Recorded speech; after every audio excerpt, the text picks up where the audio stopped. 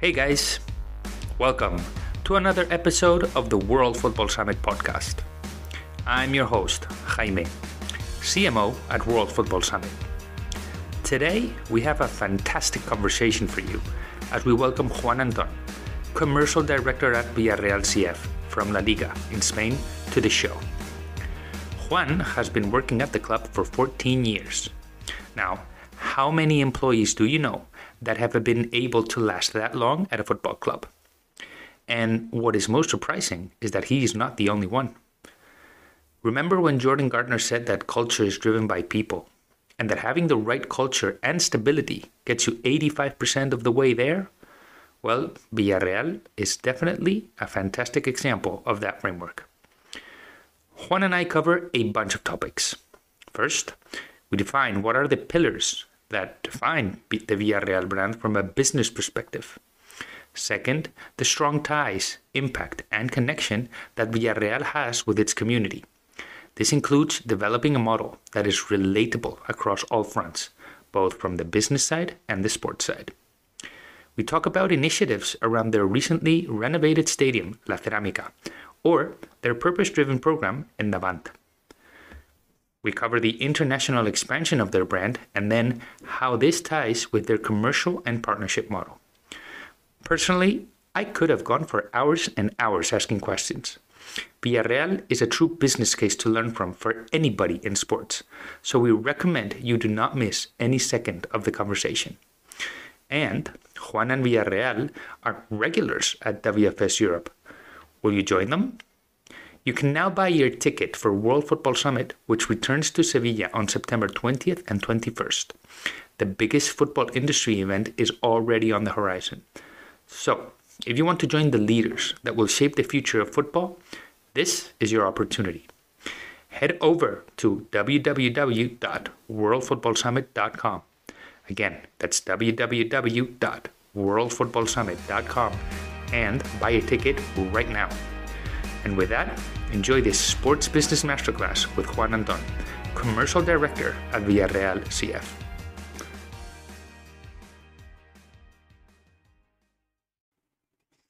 Well, Juan, thank you so much for being a guest at the World Football Summit podcast. This is going to be an amazing conversation and one that I'm really looking forward to because I think you are going to share many lessons the industry can learn from. So yeah, welcome. Thank you very much, Jaime. It's a pleasure and an honor for me to be here. And, thank you very much for your consideration to me and to my club. We've been attending the World Football Summit for a while and enjoying all the services that you have been supplying to the industry. And now being a part of this is, just a pleasure. Believe me, the pleasure is mine. And I'm sure the audience is going to enjoy this a lot. Before we start, though, I think even if I think a lot of us will know who you are. I don't know if you can introduce briefly to the audience, share a little bit about yourself. And I always like to ask my guest, why is it that you do what you do? Well, I'm the commercial director of Villarreal. That's my starting pitch for you and the audience. I've been working for a while here in the club. This is my 15th season, actually. I've been doing a lot of stuff here in the club in all the different departments that are related to marketing, to sales, and even digital business. And I'm just a person that loves sports. I'm very passionate about sports. I love football, of course, very much, many others. And before I got my job in the club many years ago, I wanted to be involved in the sports industry. It's funny because when you read books like the one we have Shoe Dog by Phil Knight, and the intro is very similar to what many of us, maybe it's the same case to you, Jaime, that we love sports so much we want to be a part of it, right? Mm-hmm. And because I have a background in business administration and in business development, the best way to get involved in professional sports was finding something related to my expertise and becoming, a factor here in the club and contributing to the value chain of all the services that we are, providing to our community here. That is actually a fantastic way to start. It's not only being passionate about sports, it's about what value can you add to the industry. That's the key, no? Mm-hmm. You're commercial director at the club at Villarreal. Huge success both on the sports side but also on the business side, and we're going to dig in deep into that. And there are many things that you do, but I want to focus the conversation on three topics. I think we can divide it into talking about the local fan base and the community, because Villarreal is a club that has a very strong community, but also you're doing a lot of efforts to expand that brand internationally, and then how that ties into the commercial and the partnerships model that you're implementing. No, I think those three topics are going to be the core elements of the conversation. But before we go into that, let's try to define first, for those who don't know, let's describe the Villarreal brand, because I think everybody knows a lot about the team, given its trajectory. You've had several successful runs in the Champions League, eliminating top clubs, so like Manchester United, and even almost about to play a final. But from a business side, what would you say are the three elements that defined Villarreal from a brand or business perspective? Well, when we look at our own brand or our company or the community we have here in Villarreal, my answer is pretty clear, and the purpose of this podcast, of course, is business oriented, and that's the number one trait of our organization. We're totally business oriented. Why? Because we have to be sustainable, I'm going to tell you the whole picture, and you can understand this very, very easily. At the end of the day, we belong to the Roig family, and the Roig family is a very important family in the region where we are located, in the Valencian region. And this family is very strong in social values, in community development, and focusing on trying to give back to society. And it's engraved in their DNA, because not only my president, but his father was already involved in sports back in the day, But they feel that whenever you are helping a sporting company or a sporting team, and you're giving them one euro, this entity is going to turn that into 4. While as if you try to give back to the community through different ways, sometimes the euro you're giving is not even making it to the group that you are intending in helping or in supporting and everything. So with this said, the traits that will be the key factors for Villarreal is we're totally business-oriented, meaning we are sustainable. We have to be a sustainable entity. Villarreal is a club that has no debt. We operate on the money that we make every year. So that would be number one. Number two, we are totally oriented towards our community, meaning, Jaime, in this world of ultra professionalism, most of the teams are getting rid of their recreational sides or their social sides, right? And we are keeping only the elite teams that are going to support the youth football of our clubs, right? Villarreal is going the opposite way. I mean, we have 95 teams. We are around 1,500 kids over here, and we're growing. And we're not growing the elite side. We're growing the social side. And this is because this is, I think, a phenomena that's defining especially the type of DNA that we have in Villarreal, and is we want to be connected to the local community. We want to have this direct touch, with the local families, and to actually shift the way the families are behaving in the area, meaning from nutritional habits to the sporting life that the kids and families around us are living today.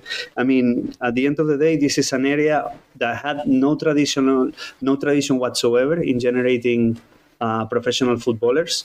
And we can say that we're arguably one of the top academies in Europe now. Definitely in Spain, but in Europe too. And we are producing a lot of players that come from Villarreal. You have Pau Torres as an example. He is a local, And that's the number two. The number two goal or the number two factor of Villarreal is to be community oriented and to, have this connection. And number three is that we really strongly believe that we are providing entertainment services in our community. And we are trying to have a different approach to what other clubs are doing in terms of not only focusing in football, but connecting this to number two and to number one, through sustainability and through the specific story that we have in Villarreal of being this amazing underdog of a city of just 50,000 people being able to have these amazing runs in the Champions League that you were describing. And I still have goosebumps from last year, against Liverpool. Just to be able to provide something that you could be relating to wherever you are. Meaning, I often have conversations around football, with business partners, potential partners, or even, just kids and families from all around the world. And when we tell them the process that we have undergone through 25 years of, working really hard, they totally relate with us, So I would say my third point, and this is coming totally out of the blue, is to be really relatable, Because if you touch the hearts of people with the relatability, you're going to provide real good entertainment services. We're going to be interesting, and that will be my three factors. Let's put that into context for the audience. You said there's 50,000 people living in Villarreal, and I want the audience to understand that your stadium has a capacity of 23,500 people. That means that effectively you could almost fit half of the city's population inside the stadium, which is just amazing. And look at the success, both from the business and the sport side of it. And as you said, with a very high reliance on the youth academy. So I think the merit here and the lessons, there are just so many to learn from, no? And you also talked about the community and how that's a big part of the reason that you're there. Before we go into more, let's say, business-oriented topics, I think the culture and the mindset of the people, not only in Villarreal, but in the entire, let's say, region, Castellón, Valencia, it's very unique. So how would you describe, very briefly, your fan base? Well, I would say if we were an onion, and you have the first layer of the onion, if we were to peel us, like you're saying and putting in very nicely into context, Villarreal is a small town of 50,000 people, meaning that the audience is quite homogeneous. It's basically families, and that's one part of the fandom, the fan base that we have here in Villarreal. Then we have a secondary layer, and I would say Villarreal's popularity in Spain, with this story of being the underdog, has allowed us to have fans from, I would say, the big cities here, from Madrid or Barcelona, that have sympathy, empathy, however you want to put it, for Villarreal. And eventually, after some success internationally, we started building a very nice international community, And Jaime, it's based on the same pillars as, I would say, the first core of the fans that we have. I would say that our fans are football fans from all over the world that are interested in the game, that are passionate about the game like us, and they have a sense that Villarreal is a brand that's making, a good contribution to the sports world and to football in particular, because the model we bring to the table is something that can interest anyone. Anyone in the world can find themselves supporting a small club and making the team grow and exceed all expectations. I think the key word you mentioned there before is relatable. Let's talk about the stadium, because you just revamped the stadium, the Estadio La Cerámica. Can you share more details about the project and some of the main improvements, and I guess from the lens of how maximizing the fan experience was present during the design phase of that revamped project? Well, definitely. We've been doing works in the stadium for a while. I mean, first of all, you have to consider that our stadium, alongside Mestalla Stadium, are the two oldest LaLiga stadiums. They come from 1923. And in terms of our stadium, it's I wouldn't say it's downtown Villarreal, but it's pretty close. Most of the fans come walking, to the stadium, which is great, right? But we had a very high density of buildings around the stadium, which is great. Not practical for the neighbors at some point, but it's great if you like the feeling and the atmosphere of football games, right? But in particular, we had some buildings that were connected to the structure of the stadium, and not only it was affecting that we didn't have a full stadium. There was, I would say, 5% of the stands that were not covered by stands, that they had a building that was covered, by advertising. And I think it was coming to a moment that it was not safe if you follow the protocols of safety and security of the authorities. At the end of the day, I think that it was strongly recommended that we found a solution for this. So basically, what we've done is we've completed the stands of the stadium, and by acquiring more space behind, we've been able to generate or develop the structure that can cover all the stands of the stadium. At the end of the day, the television is, building these amazing products. Year after year, you see improvements in the production of the game. The footage is simply amazing. You get so many reviews and cameras and everything. So not only us, but every one of our colleagues in Spain, in La Liga, we're trying really, really hard to take care of, not only the TV product, that we're taking care of that. And you can tell by the looks and the ways La Liga is putting in place, with the TV productions, but also care a lot about the experience you feel in the stadium. We'll probably get less people, but we are going to focus on, we have more space now, but we're going to focus in providing the best comfort, because we'd rather have the 23,500, the full house, with people that are experiencing the best game they can experience from the ground, from the ground perspective. So that would be my key reply on this, And I can tell you, Jaime, that this season we have a record of season ticket holders. Out of these 23,500, 20,500 are season ticket holders. If you consider we have 2,500 tickets for away fans, the floating amount of tickets, it's only 500.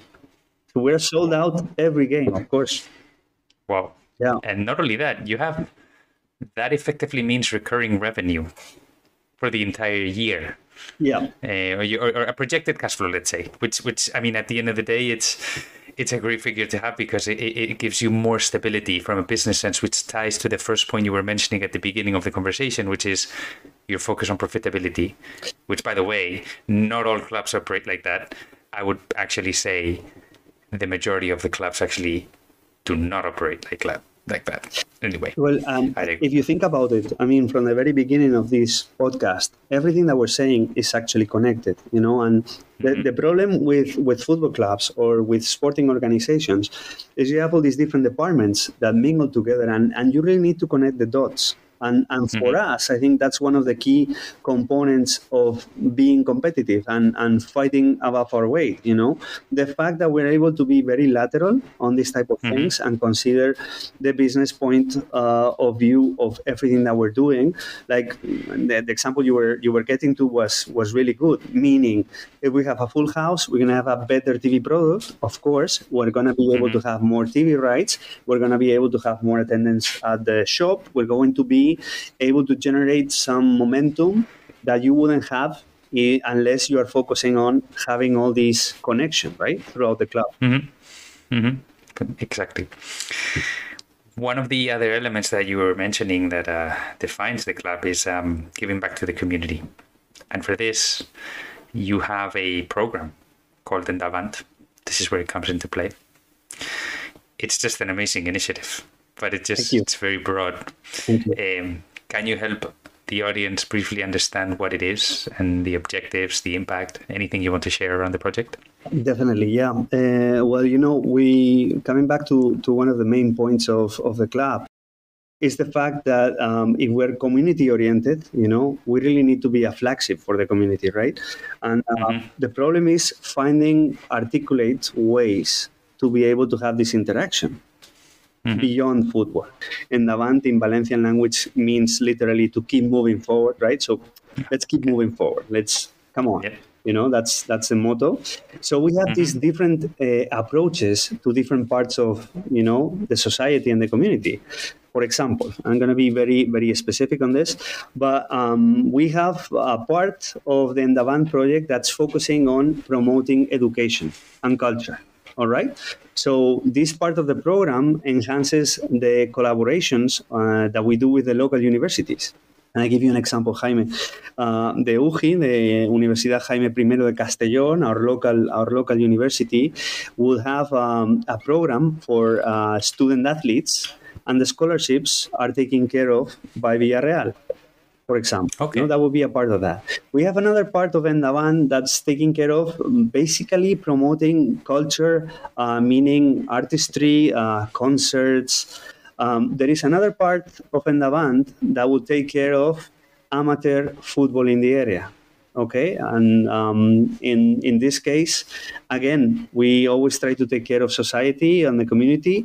And I will give you an example. I would say 7-8 years ago, there was a kid around in Castellón, not related to Villarreal, but there was a sudden death for this kid. He had a heart attack.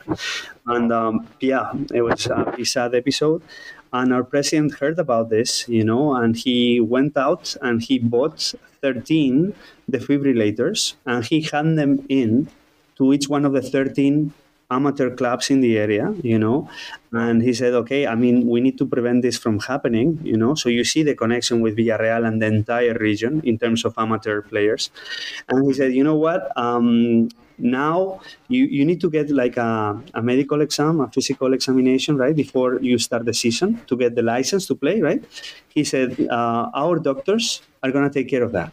So we spent like 2-3 years doing the physical examination of all the amateur players in the region. I think it was 6,000, something like this. And it's just a part of the Endavant project that takes care of, connecting with the amateur people, even though they don't belong to Villarreal, to the amateur football world in the area. So again, the example of how Endavant is being a very nice asset and a tool for Villarreal is it provides a huge connection, and we are able to measure the impact because of the satisfaction of the local community. And I would say more, the flagship of the project and the most important part of the Endavant project, because of the goal it's actually serving to, is the part that Endavant has a brotherhood program with the top 8 teams that we have in the youth academy, from the under 23s to the under 12s. And they will all have a brotherhood program with a local NGO in the area, Jaime. And what we do here is the team, instead of just having a picture or having an event, they go and visit these NGOs every 3 weeks, So in the calendar that they have, the visit to the NGO, the program, is just like another training session. Okay. As important as another training session. And the truth is that going through this, obviously it's good for society, it's good for the NGOs, but we are the ones that we are profiting the most because it's so valuable as an educational process for all our players, And that will be the cornerstone of the Endavant project. Through this, and knowing how positive it is, to give back through the the platform that football is providing us, we have developed all the other situations, all the other approaches that are touching every single part of the society. I think what's important for the audience to understand is Villarreal is a fantastic example of being a purposeful club. And what I mean by that is, purpose is a word that gets thrown around a lot. But what you really need to really be purposeful is commitment. So it's not about just doing mentions or words.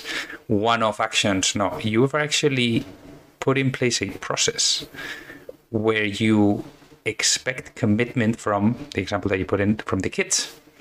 And that's what helps you become a purposeful brand. And that's, I think, what the industry needs to learn from your example. So thank you for that. You were talking about the youth academy. Rather than talk about the, let's say, the performance aspect of it, I'm curious because now you've expanded that model internationally. How or what's the framework to decide where to expand the youth academy model to other regions in the world? Is there anything that you follow, any strategy that you follow? Well, about this, I would make a split between the professional academy that we have here. You say that arguably is one of the best in Europe, and we're trying very, very hard to meet the KPIs that we set for ourselves, meaning having half of the squad be coming from the academy, trying to have 6-7 players in the starting lineup. For example, the last game we played against Real Madrid, we had 7 starters from the academy. Mm-hmm. Those are the KPIs that we're looking at when we are talking about the performance of the academy, of course. And that would be what's happening here in Villarreal. We had an academy in Rosario, in Argentina, also performing very well, Mm-hmm. But that's basically our professional approach so far. What we are doing with our expertise or our know-how, or just, like you said, the commitment we have with the players and how we want them to become professionals and everything, and affecting their processes, is adapting this to all the different markets that we want to be present in, mm-hmm. Because from a business point of view, I mean, if we're trying to sell the brand Villarreal and we're doing like a SWOT analysis of what could be something that could be viable or sellable, from both points of view, the brand Youth Academy and Villarreal gets along super well internationally, not only for the football savvy fan, or coach or player, for everyone. Everybody has the feeling that we're doing something special here.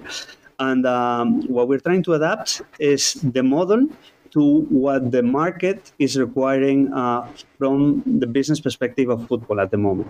Why, Jaime? Because we need sustainable partners. Mm-hmm. I need to be able to affect, like you were saying at the very beginning, the added value of a company, a startup, an academy, a football guy, a promoter, whatever is happening has to be sustainable from the very beginning. So yeah, I'm coming back to my main model here in Spain. So I would say if we're looking at markets, our first concern, it will be if the market is matching LaLiga's international strategy. Okay. We try to support LaLiga very, very much in everything that they're doing, and obviously they're giving us very, very good guidelines in terms of business opportunities.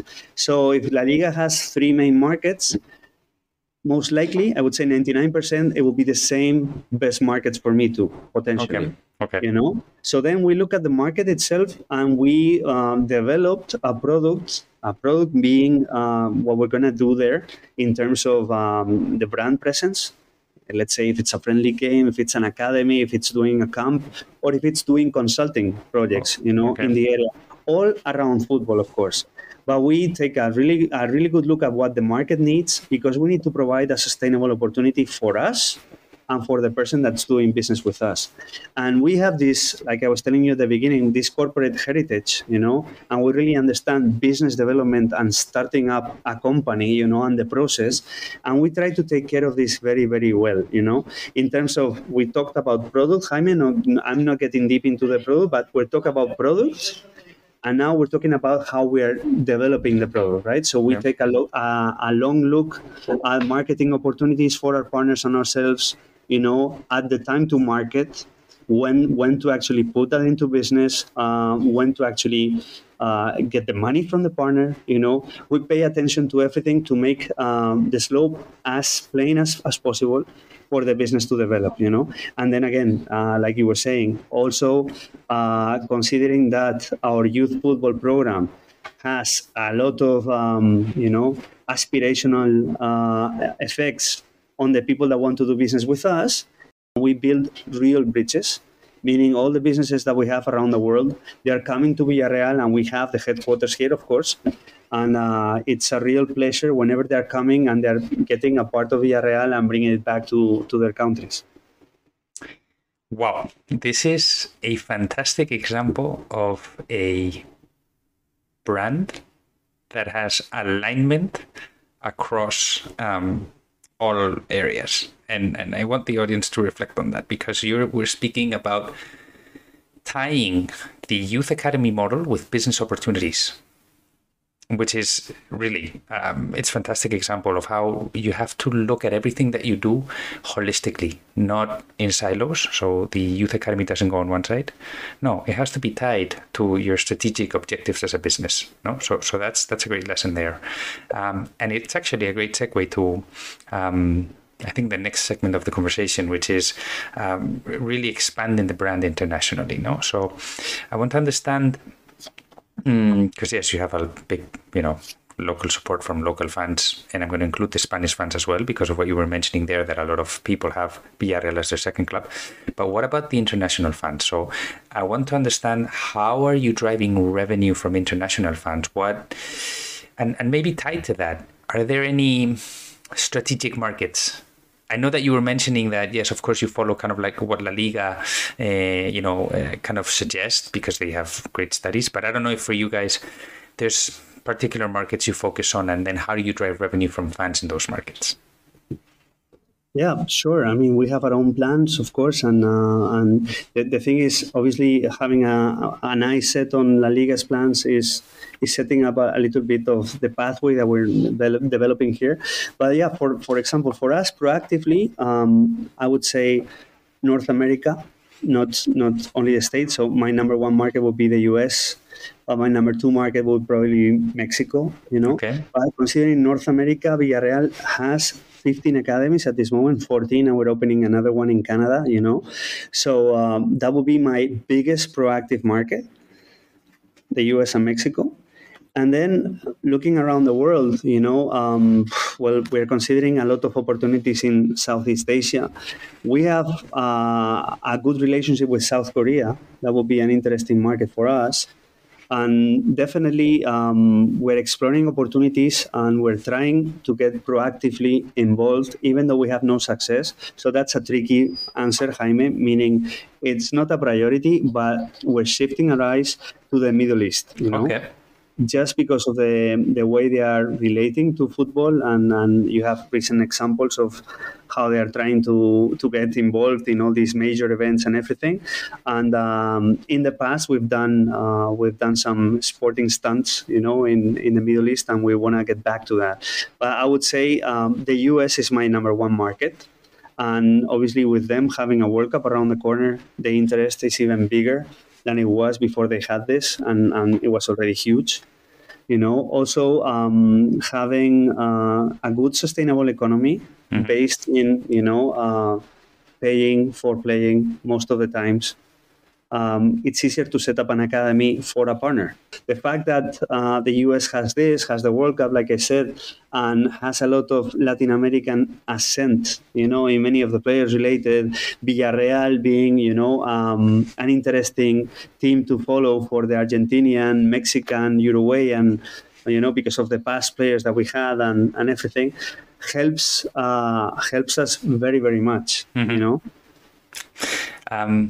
I was speaking with Jordan Gardner recently in an episode of the podcast. I think it was episode 25 or 26. He's an American investor. He does a lot of consulting work and he advises a lot of investors looking for opportunities in Europe now. And we were talking about how finally soccer, let's say, has reached the mass market. Not only because the amount of investors that are entering the European football scene, but it's because it's finally gotten to a place where it's present in mass culture.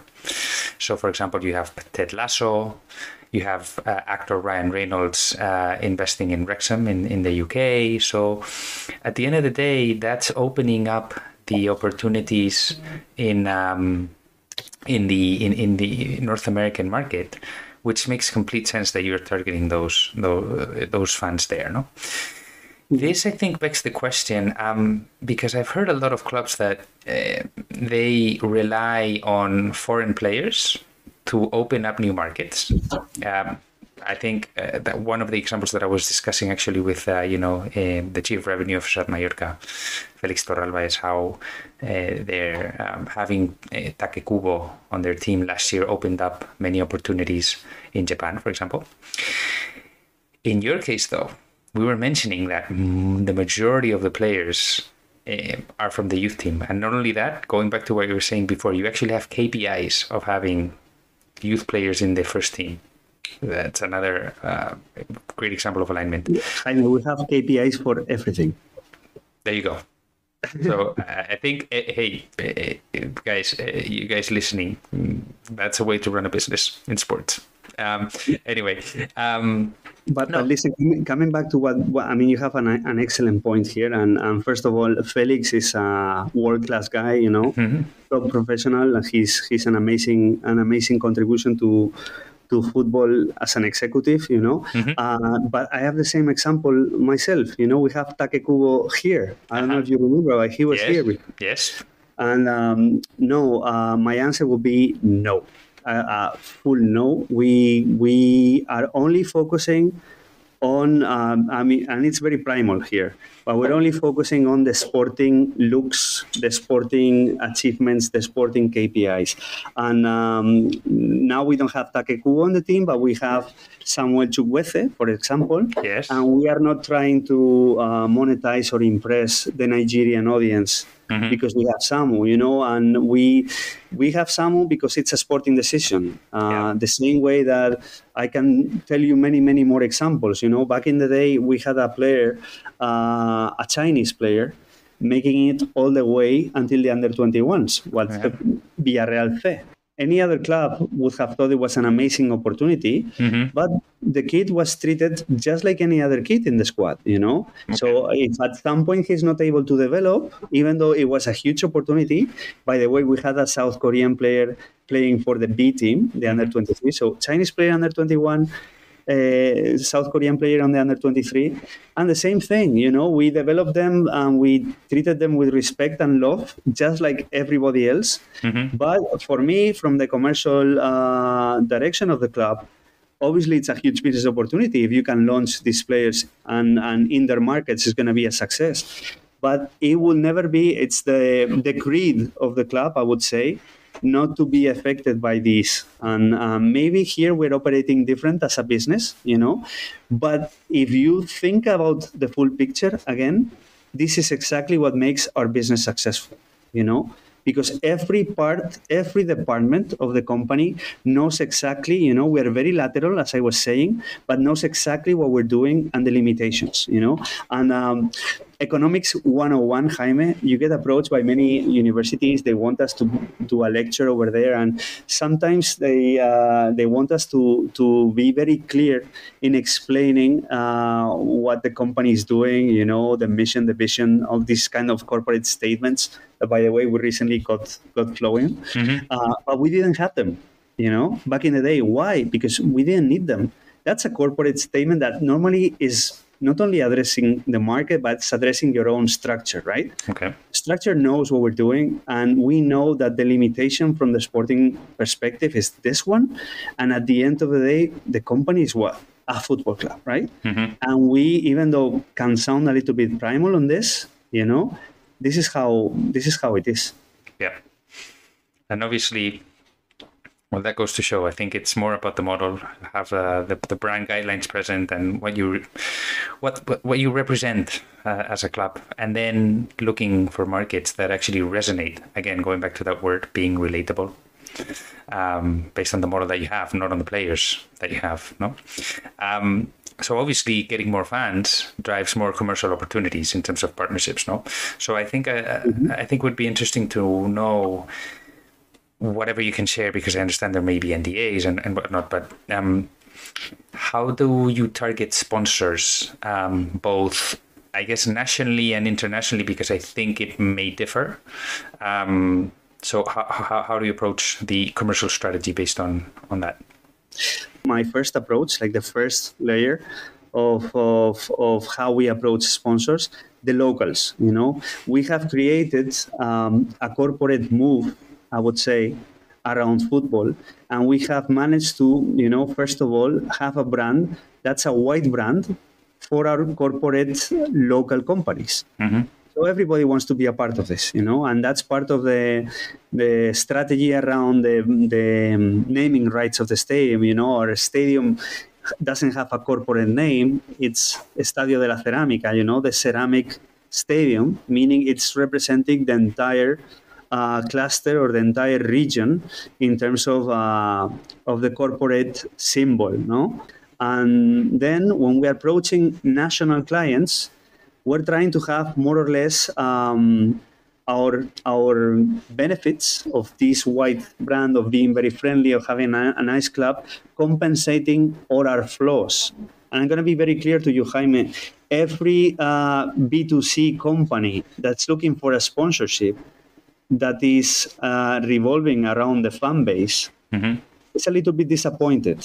I wouldn't say disappointed, but it's a little bit let down. Why? Because of population.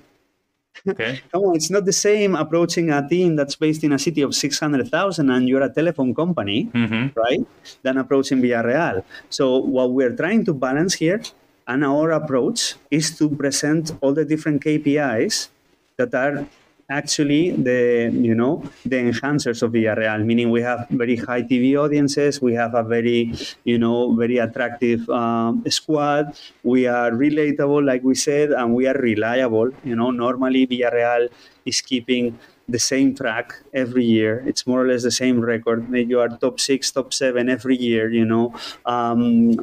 Everybody is like using a lot of common sense most of the time, right? So that would be the national approach. Most of the companies that are going to be your sponsor on the national point of view are, I would say, the national beer companies, the banking, all these kind of guys that everybody knows in your roster pool of sponsors. And then internationally, it's a whole different story for us. Why? Because international companies, and this is a great adventure and opportunity for a team like Villarreal, with all these fast, building the brand, they don't have to rely on the fan base in Villarreal to be able to sell the products. They're looking more for exposure, for brand alignment, and sharing the same values. And it looks like it might be a little bit strange to hear this, but sometimes I feel that we have more success approaching internationally, even though we're a smaller brand internationally. The world's open with all these different leagues than what is happening nationally, So yeah, that is the difference. Basically when we're building an offer for an international sponsor, we're dealing basically with exposure on the UTV. Okay. So we're talking about LED, we're talking about experiences, we're talking about, and after this conversation, Jaime, you can consider we are very good in creating a premium experience, in of course, in having something that's unique. I mean, it might not be gold, but it's going to be unique for sure. There you go. And that actually... we were talking about Felix from Mallorca before, and during our conversation with him on the podcast, we discussed a framework where basically he was saying that the clubs needs to work on a framework that has, call it 3 circles. On one hand, you have to have a clear understanding of what the fan wants. You also have to have an understanding of the environment that surrounds you, meaning that could be the geographic location, the weather, the culture, the mindset, other services you can offer, and then the assets of the club. So what's your thought about that framework? No, I think he's completely right. The understanding of, and you can go back to Sun Tzu, the understanding of the surroundings is the key to be able to provide the best product and to project your brand like you want, if I go back to the statement of not giving a player a special treatment because he can be able to open a market, and just treating them like anyone else, like a local in Villarreal, is what's actually being a key factor in having this relatability, and having an academy, for example, the academy we have in Virginia, being able to feel that, hey, they're coming over and they're using the bridge and connecting to Villarreal, spending some time over here when they're hosting our coaches because of this creed, because we know what's surrounding us, we know all these different factors. So I think Felix is totally right, and especially you have to consider that they have a very specific context, in Mallorca, in the island, the type of people that are living in the area. So he has a reality that's unique for himself, and he has to understand that reality. We have a different reality here in Villarreal. It's a different story, and we also have to adapt to that, and to be able to learn about the people that we have surrounding us is what's helping us project the brand better, That was exactly his point. Juan, I could speak to you for hours, but I want to be respectful of your time. If you allow me for 5 minutes, I want to ask and enter the final segment of the conversation, which is more about you as a leader. Because you've been 14 years at Villarreal, and that's a lifetime, especially in football. I think we're not accustomed to see so many people in a position like yours, where you've been able to evolve as a professional, as a leader, as a person. Is there any moment or any project that you are most proud of? Well, first of all, thank you very much. But here, if you come to visit us, Jaime, I'm going to introduce you to a lot of people that are here in the club much more time than myself. That's number one. Count me in. Whenever you want. No, listen. At the end of the day, we couldn't be saying that Villarreal has this amazing project, the stability and everything, if you're not counting of having, the executives and every colleague in the club being stable here and feeling part of the family, for a long time. So, I am here 14 years. It's not a big deal. There's bigger professionals. But it's true that Villarreal has given me and my colleagues the chance to grow, to explore. That's another interesting business point when you were talking about how to launch an academy or how we're doing this and that, and we have a good understanding of the business timing of things. Also, we have the freedom, to try to put new projects, to innovate, to have an open mind, right? So when you're asking me what projects I feel more proud of, I would say we had very, very interesting things related to charity in the past. Meaning, hey, at the end of the day, being able to touch a lot of people because you are part of a platform like professional football that has this huge open window, to the world. It's very enriching. I remember once we fundraised a very interesting project with a local hospital in Valencia, Hospital La Fe. Mm-hmm. They had an amazing project for the oncology department in the hospital in terms of research, and we were able to fund this medically through a game. In Villarreal, we have a brotherhood going on with Celtic, the team from Glasgow. We've played them a couple of times. They are amazing friends. It's fantastic. Even Jaime, the biggest supporting group in the team is called the Celtic Submarine. Okay. So that's apart from both. There you go. Their shirts are white and green, and on the back they are yellow. Uh-huh. So it's half and half. And through this game, we were able to fund the medical research of this oncology department. They were studying, for fertility reasons. If you're a child and you have cancer, most of the time you are no longer capable of being fertile. Mm-hmm. That's it, basically. And through this project, we funded the investigation, and they put in place a protocol for kids. And I have my colleagues listening to me here too, and I don't think they are aware of this. But my niece, back in the day, meaning 3-4 years ago, she had cancer. Wow! And through this protocol, she has managed to, have her ovaries or whatever they did, and she's going to be able to have children of her own. Wow! In the future, So that is amazing, and thank you for sharing that personal story. That is amazing. If it's not being proud, it's super proud. So. No, I can imagine.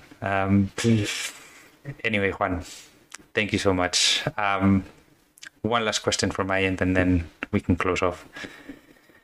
What advice, if any, would you have for, given your experience, for either professionals looking to enter the industry or brands looking to enter the football industry? What advice would you have for them, if any? Well, first of all, for professionals, we've been circling around adding value to the industry, and I think that's the biggest factor, to find your unique selling points, because there's many different things to do now. There's a huge digital industry coming around NFTs and all these things that are going to be addressing fans from all over the clubs around the world. I mean, there's space for everyone. If they have a good expertise that they can share with the rest of the industry, that's number one. I will look at my strengths. And for brands, I will try to find ways, to actually have the same analysis that we had. Meaning, hey, we need to understand the type of brand that we are, and we have a huge opportunity through the clubs.